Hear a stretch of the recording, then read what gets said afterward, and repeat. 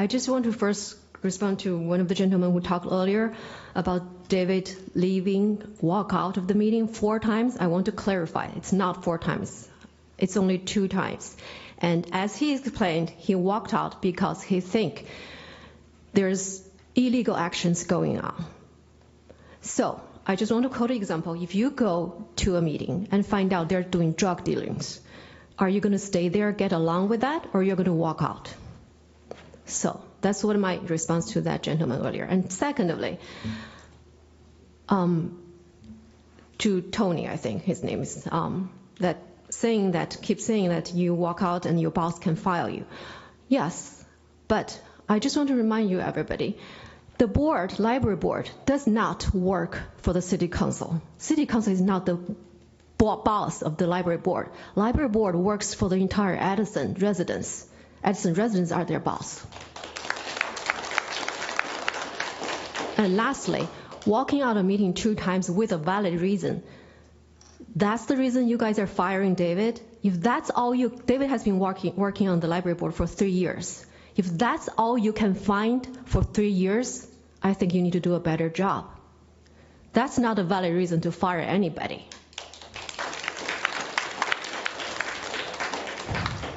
I have been on the library board for a while, and I just want to give everybody a highlight of what happened in Edison Library. Early 2019, board president Deepak Balani was terminated from his position. No reason was ever given.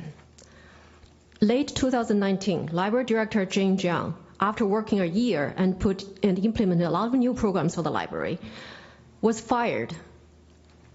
While she was a public employee of the township, no evaluation was ever given on her performance. No reason was ever given for why he's been fired either. The only thing we know is that she has refused to hire a friend of a politician here, and she has said no to promote a 50% salary increase to a library employee, also a friend of a politician.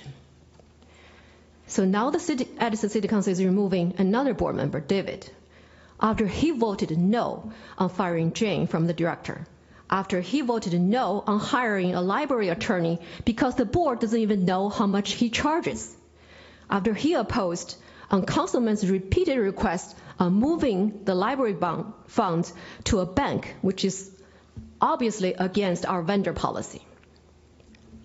Are these the reason that he's been removed from the board? We don't know. Again, no clear reason was given. So on January, another thing happened. January 2020, library board hired a new board attorney at the board meeting. 4 out of the 9 board members, including me, don't even know who the attorney is. The other 5 voted to hire him, but none of them seems to know how much he's charging.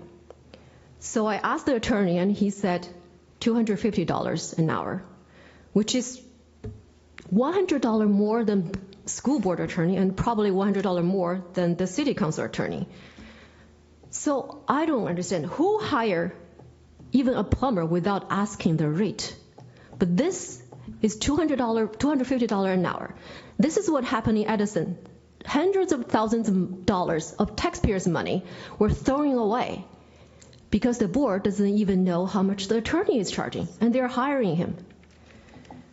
So after I asked that question about the attorney, eventually he dropped the rates from $250 to $200. But at that point, I was attacked at the library board meeting. Not only that, the very next day, the school administration received calls to remove me from the Edison Library Board, just because I asked a question and saved taxpayer $50 an hour. This is what people get because they're doing the right thing. So is this really how corrupted Edison Township is becoming? People who cares about our library, our community, our taxpayers' money were eliminated one by one. So they're not able to speak for the public Edison residents anymore. These are regular people, just like most people here. We have a decent job in private companies. We don't have connections in political circles. Our family does not work for the township, We're volunteer our work because we believe Edison residents deserves better. And that's why we cannot be bought or threatened to do the wrong thing, to cut the dirty deals. And we end up being kicked out and replaced by someone who can be bought. I'm just so fed up with this dirty politics in this town. So fed up with politicians abusing their powers to take advantage of the residents. We need the right people to do the right thing. As I always believed, when it comes to election, please do not just look at the candidate's race or gender or even party affiliation. Look at their motives. Look at their backgrounds. Look at if their business or their relatives, if they can benefit from them being on this position. The less connected they are, the less likely they can be bought to cut the deals. And the more likely they will fight for the majority of the people instead of a few of their own. So, if they have nothing to lose doing the right thing, they are more likely to do the right thing. Thank you. Thank you.